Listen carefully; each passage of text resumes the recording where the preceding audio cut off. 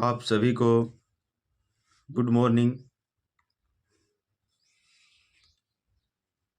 आज हम पढ़ने वाले हैं कल हमने छोड़ा था सूफी काव्य धारा के विशेषताएं पढ़ी। उसके बाद आज हम पढ़ेंगे सूफी जो काव्य धारा है या प्रेम मार्गी काव्य धारा जिसको कहते हैं, उसके प्रमुख रचनाकार एवं उनकी रचनाएं कौन कौन सी हैं, उन सब को हम इस क्लास में पढ़ने वाले हैं।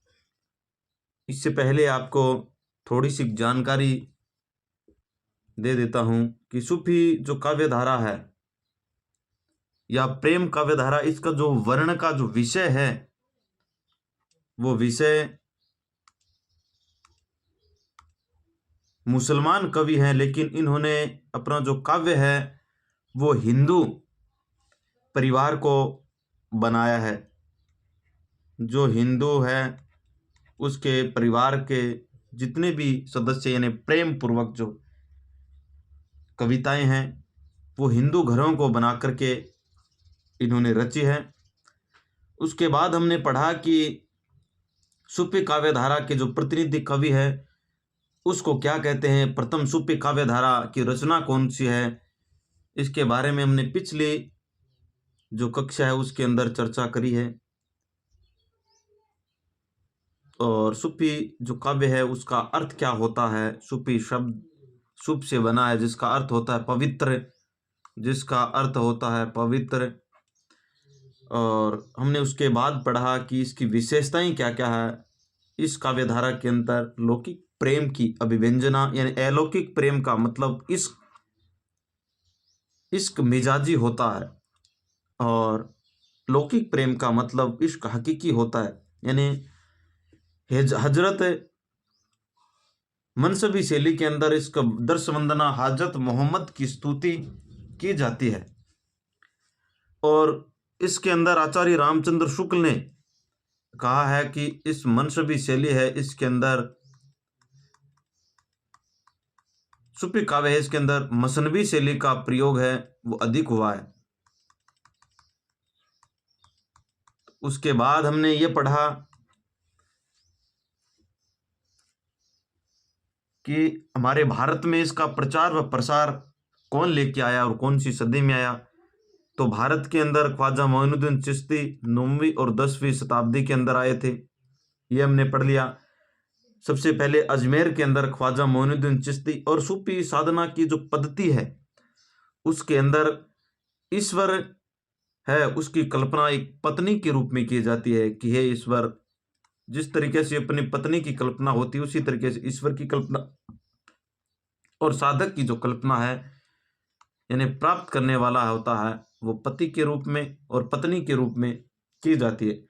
डॉक्टर गणपति चंद्र गुप्त ने इस यानी सूफी काव्य धारा को क्या कहा है, रोमांटिक कथा काव्य धारा। ये महत्वपूर्ण है कि सूफी काव्य धारा को रोमांटिक काव्य धारा किसने कहा है, तो वो डॉक्टर गणपति चंद्र गुप्त जी ने कहा है, रोमांटिक काव्य धारा। उसके बाद हमने ये पढ़ा कि इस प्रकार के जो प्रेम है यानी सूफी काव्य का जो प्रेम है उसका जो चित्रण है वो कहाँ पर भारतीय संस्कृति में कहाँ मिलता है। तो हमने पढ़ा कि नल दमयंती है, एक तो नल दमयंती आख्यान हो गया। उसके बाद हमने पढ़ा कि उर्वशी पुरुखा आख्यान, उषा अनिरुद्ध और राधा कृष्ण इत्यादि रूपों में मिलता है। ये यहाँ तक हमने कल की क्लास में पढ़ लिया था। आज हम पढ़ने वाले हैं, हमारी आज की जो हेडलाइन है वो होगी कि सूफी काव्य धारा के जो कवि हैं और उनकी रचनाएं हैं। तो हम लिखेंगे, आज हम पढ़ेंगे सूफी काव्य धारा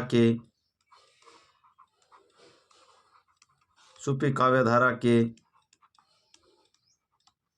रचनाकार एवं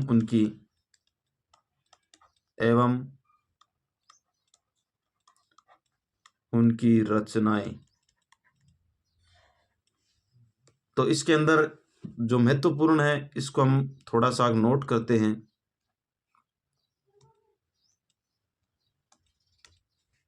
सबसे पहले सूफी काव्यधारा के प्रतिनिधि कवि कौन है? मुल्ला दाऊद या मोहम्मद जायसी या उस्मान कवि। इस प्रकार के प्रश्न हमें देखने को मिलते हैं। तो हम पढ़ेंगे। सबसे पहले लिखेंगे कि सूफी काव्यधारा के जो प्रतिनिधि कवि हैं वो है मलिक मोहम्मद जायसी। और जायसी की प्रसिद्ध रचना पद्मावत है जिसको 1540 ईस्वी में लिखा था। सूफी काव्यधारा के अधिकांश कवि मुसलमान हैं, लेकिन इनकी जो रचना है धार्मिक कट्टरता का अभाव मिलता है, इसलिए इन्होंने अपनी रचनाओं में हिंदू घरों में प्रचलित प्रेम पर कहानियों का वर्ण विषय बनाया। ये हमने बात कर ली। तो हम लिखेंगे कि सूफी जो काव्यधारा है, सूफी काव्यधारा का प्रतिनिधि कवि, सूफी काव्यधारा का प्रतिनिधि कवि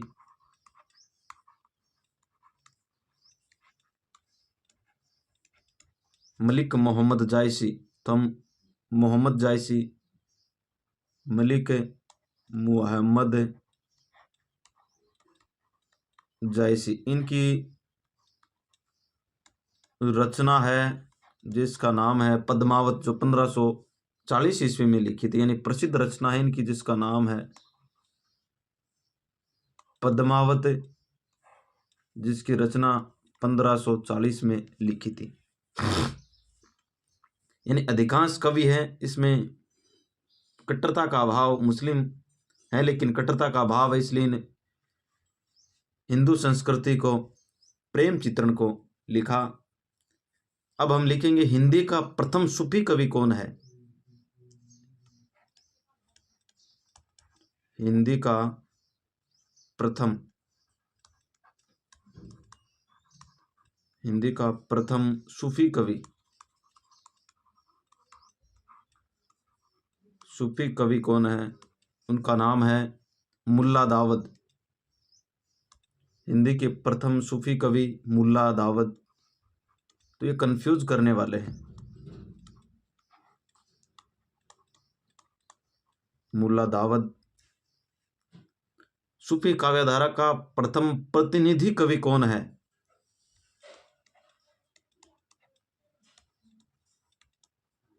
अगला है कि सूफी जो काव्यधारा है, काव्य का प्रथम प्रतिनिधि कवि है वो जायसी है। तो सूफी काव्य का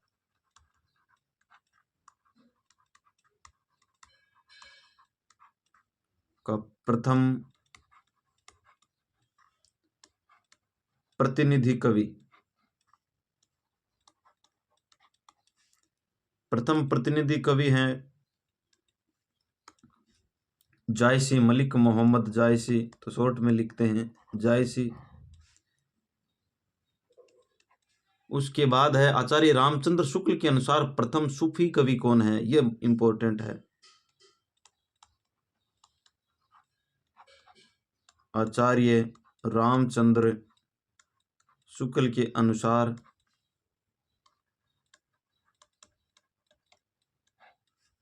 प्रथम सूफी कवि,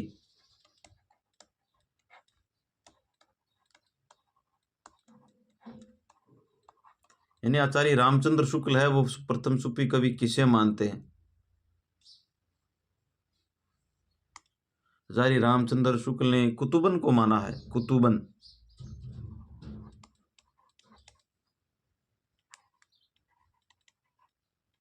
इन्होंने प्रथम कवि कुतुबन को माना है। और डॉक्टर राम कुमार वर्मा के अनुसार, यानी हम बात करते हैं डॉक्टर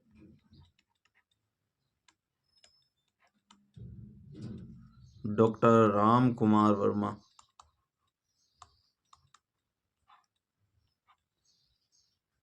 डॉक्टर राम कुमार वर्मा के अनुसार प्रथम सूफी कवि है मुल्ला वजही।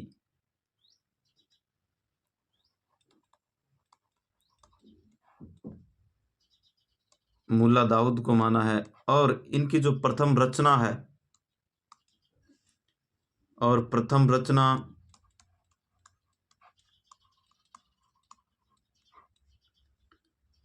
प्रथम सूफी काव्य रचना, सूफी काव्य की रचना है वो चंदाइन को माना। ये प्रश्न पूछा गया है। चंदाइन, ये प्रश्न है, ये चंदाइन वाला ये पहले प्रश्न पूछा गया है। तो हमें पुराने जो प्रश्न है उसको ध्यान में रखते हुए आगे की चर्चा करनी है। अब हम लिखेंगे प्रमुख रचना और रचनाकार कौन कौन सी है, यानी प्रमुख रचनाएं कौन कौन सी है। तो हम एक बढ़िया सा डायग्राम बनाते हैं।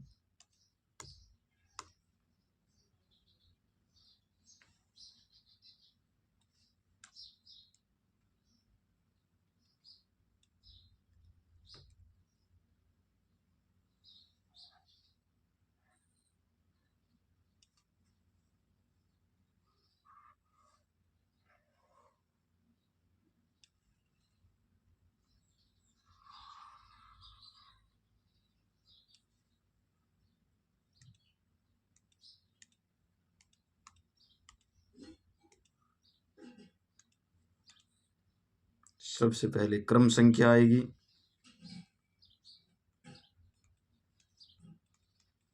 क्रम संख्या के बाद रचना, उसके बाद रचनाकार,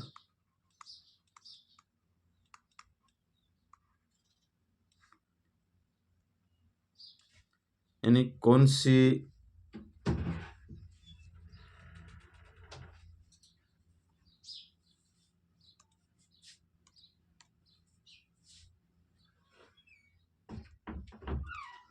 पहली है हंसावली।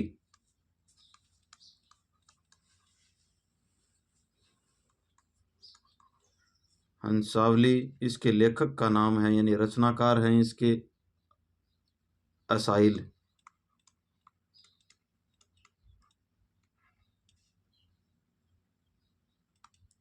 दूसरी का नाम चंदायन, जिसको लोर कहा के नाम से भी जाना जाता है। चंदाइन या लोर कहा। इनके रचनाकार का नाम है मुल्ला दाऊद।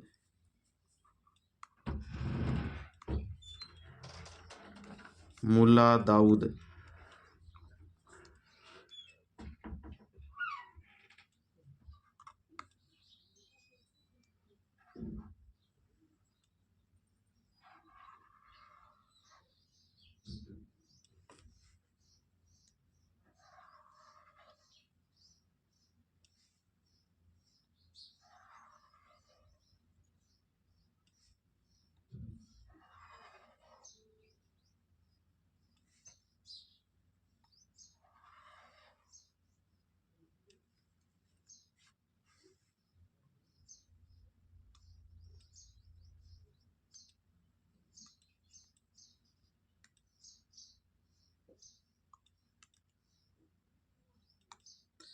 तीसरी रचना का नाम है मधुमालती। मधुमालती है वो मंजन करती है। मधुमालती वो क्या करती है, इनके लेखक का नाम है मंजन। मधुमालती मंजन करती है।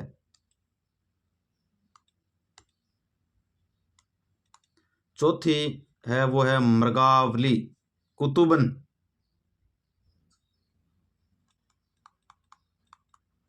मृगावली इनके लेखक का नाम कुतुबन है। एक बार रचना लिख लेते हैं, उसके बाद रचनाकार का नाम लिखेंगे। अगली है चित्रावली। चित्रावली के लेखक का नाम उस्मान है।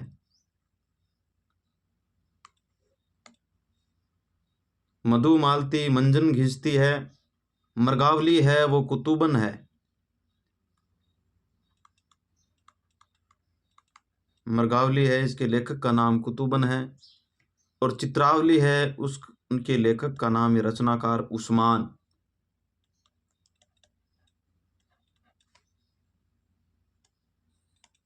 छठी रचना है ज्ञानदीप।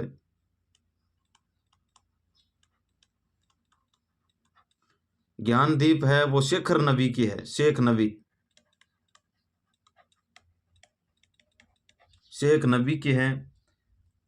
आगे लिखेंगे हम, टोटल 18 रचनाएं हैं।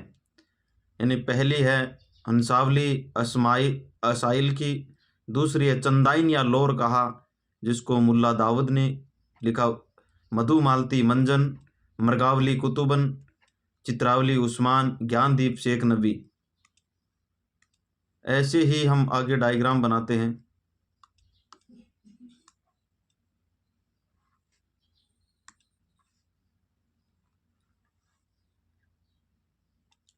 इसमें क्रम संख्या,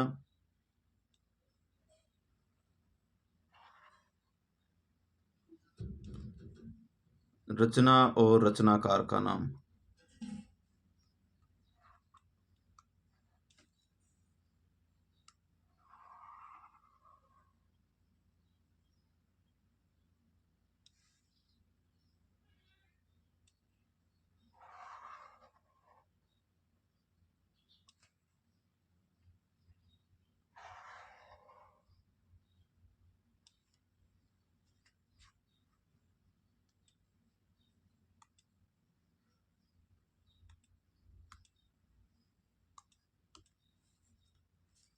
छह हो गई थी हमारी, सातवीं है 7, 8, 9, 10, 11, नीचे 12, देखते हैं आती है कि नहीं आती है। 11वीं है पद्मावत। सातवीं लिखते हैं पद्मावत। इनके जो रचनाकार है, रचनाकार का नाम है मलिक मोहम्मद जायसी। रचनाकार का नाम जायसी। अब जितनी भी जायसी की रचनाएं हैं उनको हम एक जगह लिखेंगे। 8वीं है अखरावट, आखिरी कलाम और कहनावत, ये जायसी के। अखरावट, आखिरी कलाम,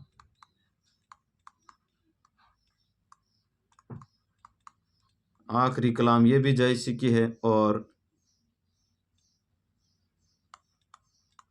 कहनावत ये भी जायसी की है। यानी आख अखरावट है, ये भी जायसी की है, ये भी जायसी की, और ये भी जायसी की। अगली रचना है माधवानल काम कंदला। माधवानल काम कंदला जो आलम की है। माधवानल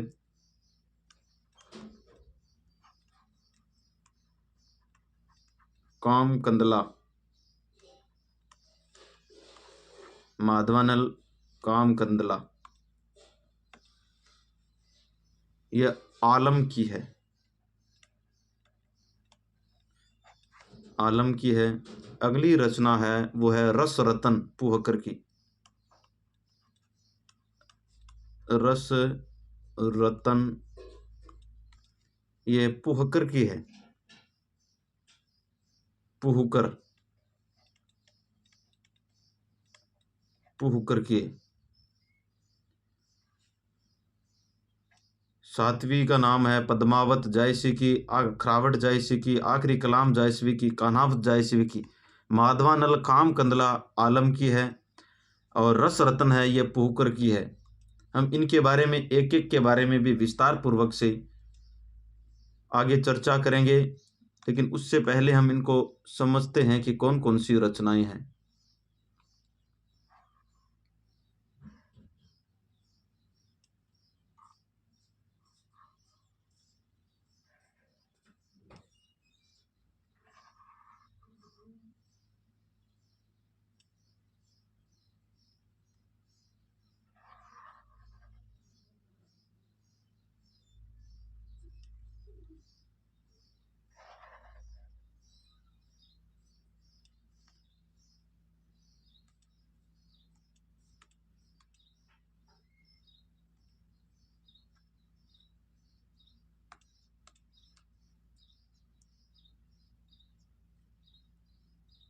रस रतन हो गया। अब है 12 के बाद 13वीं रचना का नाम है 13, 14, 15, 16, 17, 17 रचनाएं हैं। 13वीं रचना का नाम है लखन सेन पद्मावती कथा।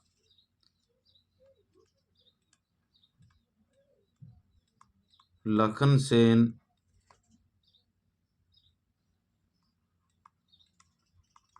पद्मावती कथा।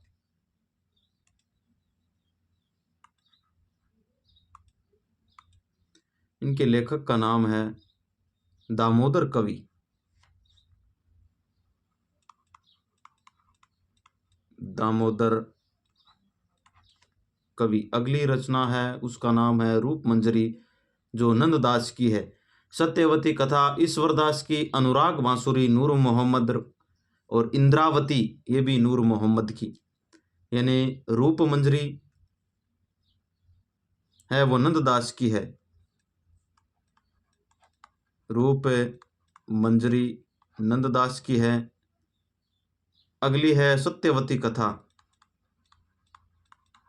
सत्यवती कथा।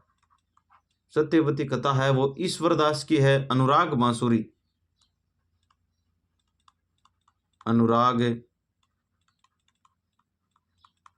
बांसुरी नूर मोहम्मद की। और अंतिम रचना है उसका नाम है इंद्रावती, ये भी नूर मोहम्मद की है। तो रूप मंजरी है वो नंददास की है। नंददास। सत्यवती कथा ईश्वरदास जी की है। नूर मोहम्मद की है अनुराग बांसुरी। नूर मोहम्मद, और ये भी नूर मोहम्मद की है। तो आज हमने जितनी भी सूफी काव्यधारा की जो रचनाएं हैं उसके बारे में, कौन कौन से रचनाएं हैं और उनके रचनाकार कौन कौन है, इसके बारे में पढ़ा। एक बार हम पढ़ा है, उसके बारे में विस्तार पूर्वक से अध्ययन करते हैं। सूफी काव्यधारा के रचनाकार एवं उनकी रचनाएं पढ़ रहे हैं। सूफी काव्यधारा के प्रतिनिधि कवि है वो मोहम्मद जायसी को माना जाता है। इनकी रचना का नाम है पद्मावत, जो 1540 ईस्वी में लिखी गई थी। हिंदी का प्रथम सूफी कवि है मुल्ला दाऊद को माना जाता है। सूफी काव्य धारा का प्रथम प्रतिनिधि कवि जायसी है। आचार्य रामचंद्र शुक्ल के अनुसार प्रथम सूफी कवि कुतुबन, और आचार्य राम कुमार वर्मा के अनुसार मुल्ला दाऊद है। और इनकी प्रथम जो सूफी काव्य रचना है वो चंदायन को माना है इन्होंने। उसके बाद हमने पढ़ी कि कौन कौन सी जो रचनाएं हैं और उनके रचनाकार कौन कौन से। पहली रचना हंसावली जो असाहिल की है। दूसरी रचना चंदाइन जिसको लोर कहा, मुल्ला दाऊद की है। तीसरी रचना मधुमालती मंजन की। चौथी मृगावली कुतुबन। पांचवी चित्रावली उस्मान की। छठी है ज्ञानदीप जो शेख नबी की है। सातवीं पद्मावत जायसी की। अखरावट जायसी की है। आखिरी कलाम ये भी जायसी की, कान्हावत जायसी की। और माधवान अल काम कंदला, ये इंपॉर्टेंट है, इसको इम्पोर्टेंट यानी महत्वपूर्ण है, मोस्ट इम्पोर्टेंट है। ये आलम की है। और रस रत्न है, ये पुहकर की है। उसके बाद अगली रचना है वो लखन सेन पद्मावती कथा या दामोदर कवि की है। अगली रूप मंजरी नंददास की। सत्यवती कथा ईश्वरदास की है। अनुराग बांसुरी नूर मोहम्मद। इंद्रावती ये भी नूर मोहम्मद की है। तो हमने रचना और उनकी रचनाकार पढ़ लिए, यानी लेखक और उनकी जो कविताएं हैं कौन कौन सी हैं। तो कल हम पढ़ेंगे यानी हेडलिंग। कल हम सबसे पहले चंदायन या लोर कहा को पढ़ेंगे।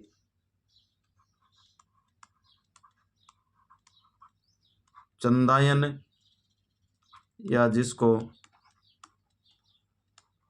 लोर कहा, डाल करके छोड़ लियो। इसको कल पढ़ेंगे।